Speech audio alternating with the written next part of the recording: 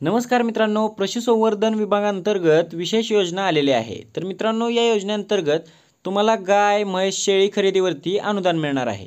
तर ते किती अनुदान मिळणार आहे, त्याची शेवटची तारीख काय आहे आणि त्यासाठी कागदपत्रे कोणकोणती लागतात, या योजनेचा फॉर्म कुठे भरायचा आहे, याची संपूर्ण माहिती जी आहे ते आपण आजच्या व्हिडिओच्या माध्यमातून बघणार आहे। मित्रांनो, व्हिडिओ नक्की शेवटपर्यंत बघा, जेणेकरून तुम्हाला संपूर्ण माहिती समजून येईल। तर मित्रांनो, चला जास्त वेळ न घालवता व्हिडिओ सुरू करूया।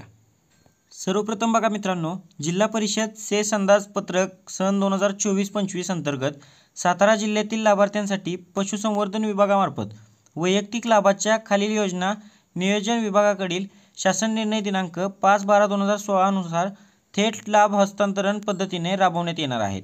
सदर योजना लाभार्थ्यांना या जाहिरातीद्वारे खालील योजना ऑनलाईन पद्धतीने इच्छुक व गरजू लाभार्थ्यांचे मागणी अर्ज मागवण्यात येत आहेत। तर मित्रांनो, अशा पद्धतीचे हे जे अर्ज आहेत तर ते आता मागवण्यात येत आहेत। तर आता योजना कोणकोणत्या आहेत ते आपण पाहूयात।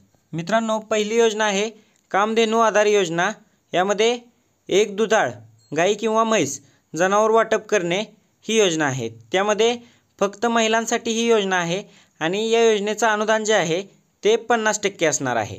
तर मित्रांनो, अशा पद्धतीची हे एक पहिली योजना झाली। त्यानंतर दुसरी योजना बघा, सर्वसाधारण लाभार्थीस 5+1 शेळी गट वाटप करणे ही योजना जी आहे ती 50% अनुदानावरती आहे आणि ही पुरुष व स्त्री दोघांनाही चालते। तर मित्रांनो, अशा पद्धतीच्या ह्या दोन योजना आहेत।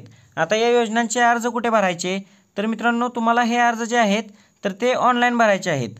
zpsatarascheme.com या लिंकवरती तुम्हाला वेब पोर्टलद्वारे ऑनलाईन पद्धतीने अर्ज भरायचे आहेत। तर मित्रांनो, आता हे अर्ज भरण्याची प्रोसेस झाली, परंतु तुम्हाला जर का ऑनलाईन पद्धतीने कसा अर्ज भरायचा हे माहिती पाहिजे असेल तर मला कमेंटमध्ये सांगा, मी त्याचा देखील वेगळा व्हिडिओ करून ठेवेन। तर मित्रांनो, आता लाभार्थ्याची निवड कशी करतात तर ते बघून घ्या।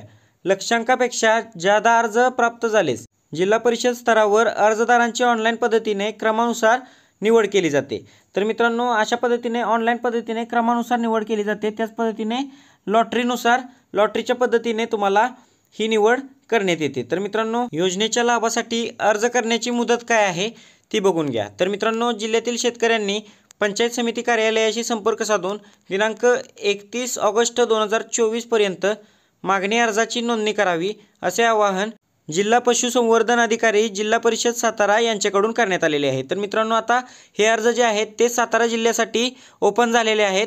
त्याच पद्धतीने इतर जिल्ह्यासाठी सुद्धा लवकरच हे अर्ज ओपन होणार आहेत। तर मित्रांनो, व्हिडिओ जर का आवडला असेल तर व्हिडिओला लाईक करा। आपल्या चॅनलवर जर का नवीन असाल तर चॅनलला लगेच सबस्क्राईब करून ठेवा, कारण अशाच पद्धतीचे विविध योजनांची माहिती आम्ही आपल्या चॅनलवरती पोहोचवत राहतो। चला मित्रांनो, भेटूया अशाच एका नवीन व्हिडिओमध्ये। तोपर्यंत जय हिंद, जय महाराष्ट्र।